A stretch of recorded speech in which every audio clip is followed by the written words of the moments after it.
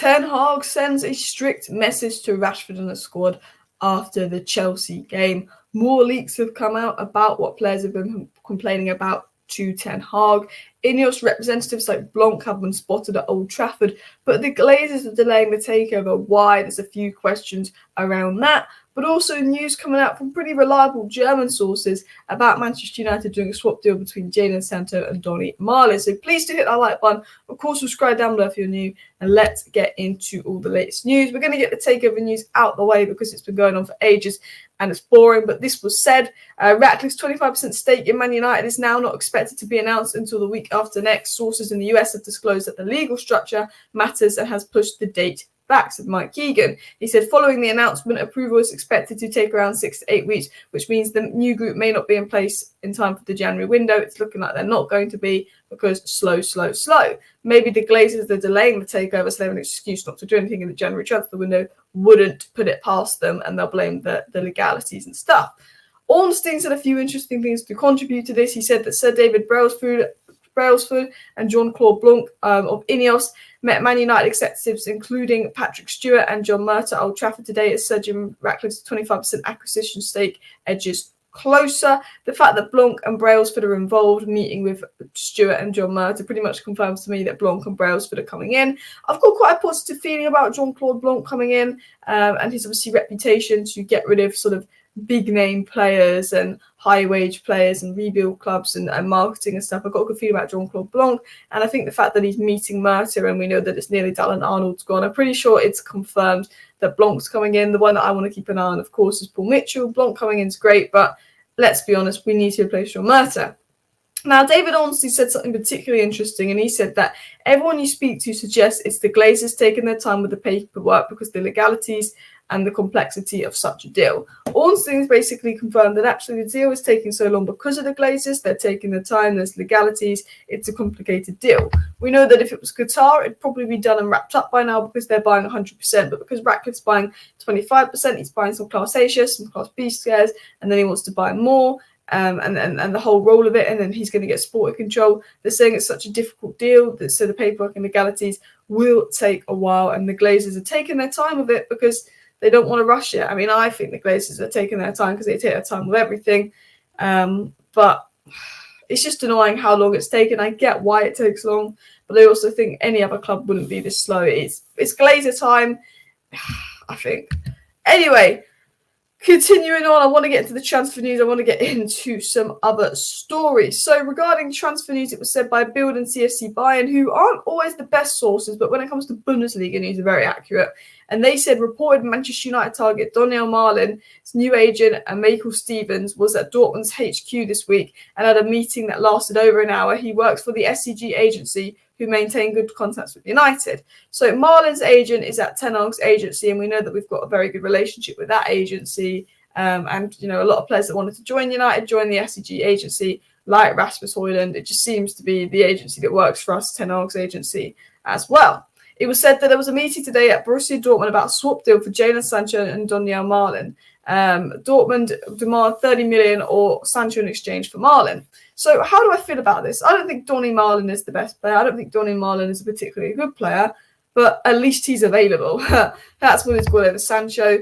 Do I think that Dortmund would be getting a better deal here? 100%. They don't really want Donny Malen. Look, I'll be honest, Donny Malen can play centre forward, he can play left wing, he can play right wing. He's a versatile forward. I think he was best at PSV as a centre forward. He can play across the front three. He's not really hit off in the Bundesliga, but as a bench player, you'd have more use than Sancho. I think the problem is, in summer, I think we could have got 45 million for Jadon Sancho and got a decent deal.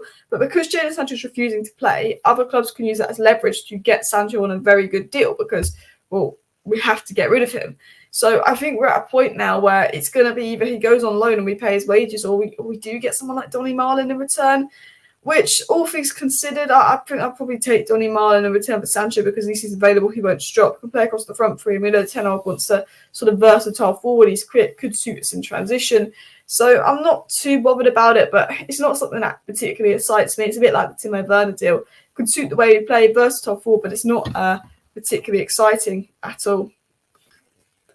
Continuing on, Ornstein says there's nothing concrete yet in Rafael Varane potentially leaving, and also said that he's not heard anything about Casemiro leaving either. Jadon Sancho is expected to leave. Martial and Donny, Man United open to offers for, but he said in terms of Varane, there's nothing concrete yet, and he said in terms of Casemiro, he doesn't expect him to leave in the January window. I mean, I don't think much is going to happen in the January window, to be honest. I think the fact that the takeover is taking so long will be used as an excuse to do nothing. I think Sancho goes, Donny goes, maybe someone comes in. Maybe if there's a bad injury, someone else comes in. I'd love us to go for Todibo. I think he's needed so badly. I'd love us to go for someone like Amadou Onana, Nico Williams or something like that, but I don't think anything's going to happen. Nico Williams has signed a new contract now, so he's not going to be available for cheap. But if United could go for Todibo in January, that would be brilliant. But I don't think Ratcliffe and Ineos will be sorted by January. Now, there's a few interesting stories and leaks coming out that I want to get into. We know that McTominay mentioned that they did a lighter training session ahead of Chelsea, and players have been requesting for lighter training sessions for a while. But what was said today by Matt Hughes was that Ten Hag is refusing to bow to demands from senior Man United players for more days off and advance notice of their training schedule. It said that Ten Hag is understood to have fielded several complaints from members of the players' leadership group in recent weeks over their workload, with particular gripes over the limited of numbers of rest days they are given and the squad's inability to plan their time off. Man United players are given a weekly training schedule by Ten Hag, who also reserves the right to make changes to it depending on results, where some players want to be able to plan further ahead. Whilst listening to their concerns, Ten Hag's response is understood to have been uncompromising in stating that the highest standards of dedication and sacrifice are required to play for a club such as United.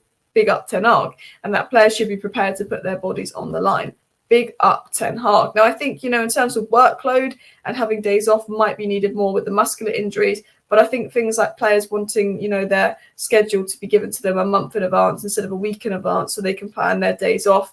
I think, it's just the players being a bit, I want to know if I could do something this day.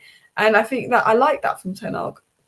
I like his sort of strictness of, look, you play for United, like, don't complain. Like, you have the honour and privilege of playing for United. So, look, don't complain, don't want more days off, don't ask for more notice. You've got to be willing and sacrifice and dedicate to play for a side like United. So fair enough. And talking of dedicated, Marcus Rashford.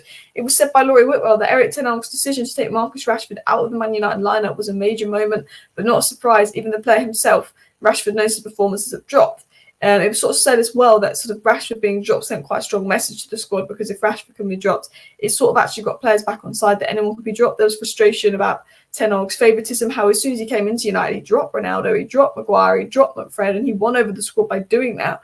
But then he never dropped Rashford when he was poor. And I think him dropping Rashford and giving Garnacho a chance has started to win over a little bit the squad again, going, okay, you know what, I can get a chance. He's going to stop this favouritism, this and that as well. Rashford knows why he's dropped. He's not surprised at all. His work rate wasn't great versus Newcastle. He's not been good this season.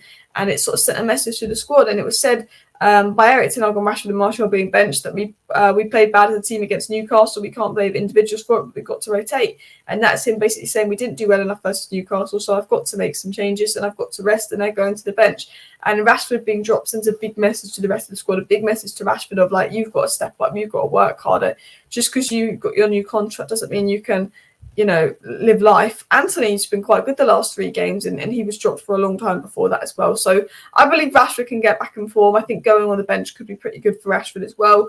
And I think Garnacho has been so good. It would just be mean to drop Garnacho. I did a tweet about how impressed I've been with Alejandro Garnacho. But another thing I'm impressed about is actually how the table is looking, considering how bad our starts of the season has felt like.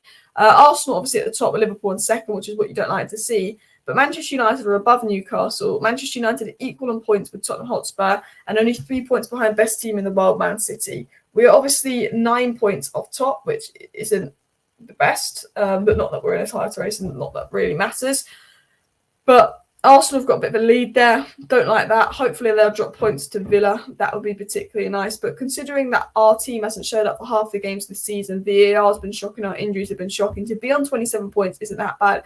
I generally think we could be on 32 points and in third with Aston Villa had we showed up a bit more, had we had a bit more luck with VAR. Had Arsenal not got that lucky VAR decision in the Man U Arsenal game, we'd be on 30 points, they'd be on 33 points, which is kind of mad, but then Liverpool will be top of the league. But I can't be saying, oh, we'd be on this point if this happened and that happened. At the end of the day, we've been crap. We've been looking like an 11th place team, but we've somehow ended up in 6th, and I think our goal difference represents that. But all things considered, with players coming back from injury, if we can get a bit of momentum versus Chelsea as well, maybe this season we can get top 4. Maybe the season can't be totally bad. And to be honest, if we lose to Bayern and get knocked out of the Champions League, could be an absolute blessing in disguise. Listen, people, please do hit that like button, subscribe if you're new. Thank you for watching. See you next time. Bye.